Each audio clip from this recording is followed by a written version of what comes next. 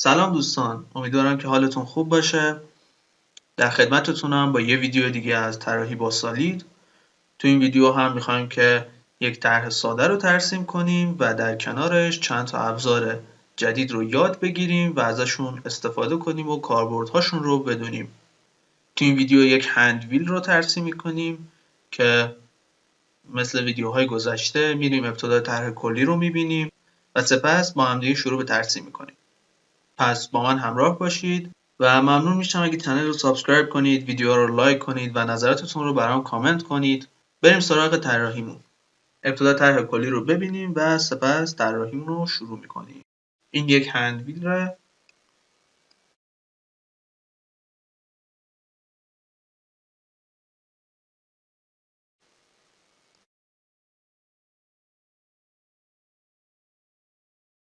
این قسمت جای شخص هست. بریم با هم طراحی کنیم.